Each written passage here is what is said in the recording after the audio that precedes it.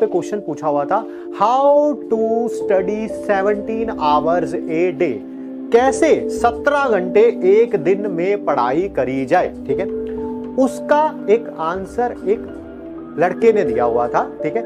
मुझे उनका नाम भी भूल चुका है, मुझसे एज में कम से कम वो 10 साल छोटे होंगे, मेरे वो स्टूडेंट भी नहीं है, मेरा कोई रिलेशन भी नहीं है उनसे, बट उनका आंसर पढ़ के मैं एज ए टीचर बहुत मोटिवेट हुआ। उन पर्सन की स्टोरी कुछ ऐसी है, मैं उनका नाम भूल चुका हूं, I am extremely sorry for that, मेरी प्रॉब्लम है, मैं नाम भूल जाता हूं। शायद उनका नाम संदीप था, बट मुझे नाम याद नहीं है।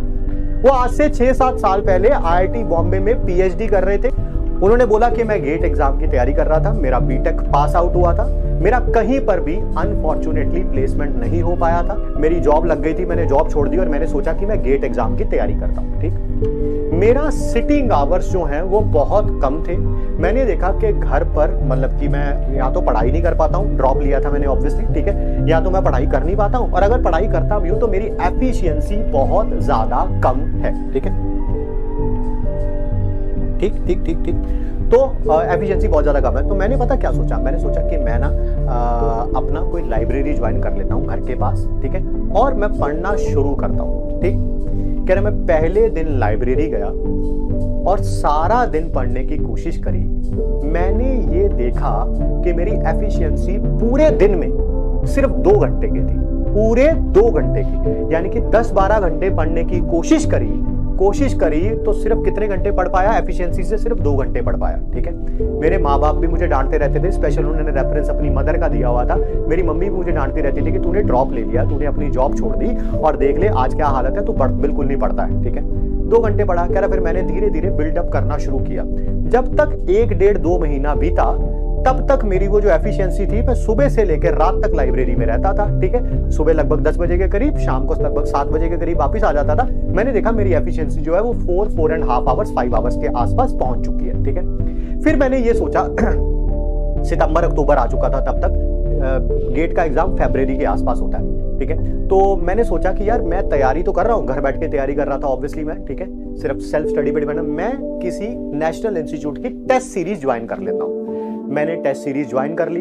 अक्टूबर के एंड में मेरा पहला टेस्ट हुआ वहां पर, और ऑब्वियसली तब तक एफिशिएंसी बढ़ के थोड़ी 7-8-9 घंटे तक शायद आ चुकी थी। मैंने अपना पहला टेस्ट दिया, उसका जब रिजल्ट आया तो मैंने देखा कि मेरे बहुत ही खराब मार्क्स आए थे, बहुत ही खराब मार्क्स। जब मैंने उसका रिजल्ट लाइब्रेरी में देखा तो मैं रोने लग पड़ा, ठीक है। क्यों? क्योंकि मेरे को मेहनत करते हुए अभी 3-4 महीने हो चुके थे, धीरे धीरे मेरा लेवल भी बढ़ चुका था। मैंने 2 घंटे से शुरू किया था, आज मैं 7-8 घंटे में था, बट रिजल्ट क्या था? 0।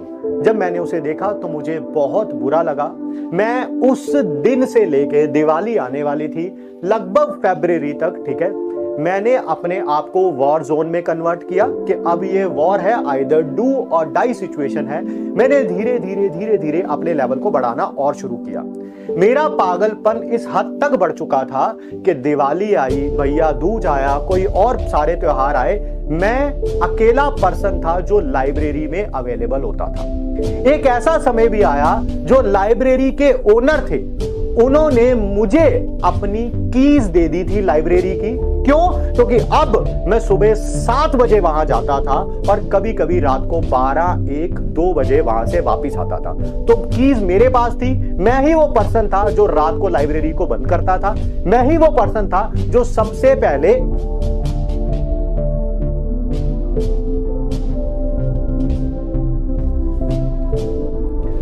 पहले लाइब्रेरी को आके खोलता था। सॉरी यार।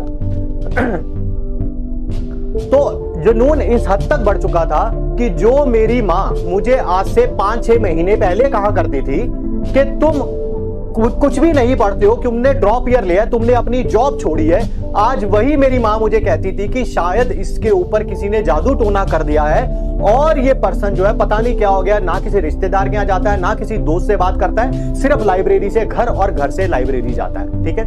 धीरे धीरे एक ऐसा समय आ गया था कि जब मैं पिछले लास्ट के 2-3 महीने मैं 17 घंटे तक उस लाइब्रेरी में पढ़ा रहता था। ठीक है।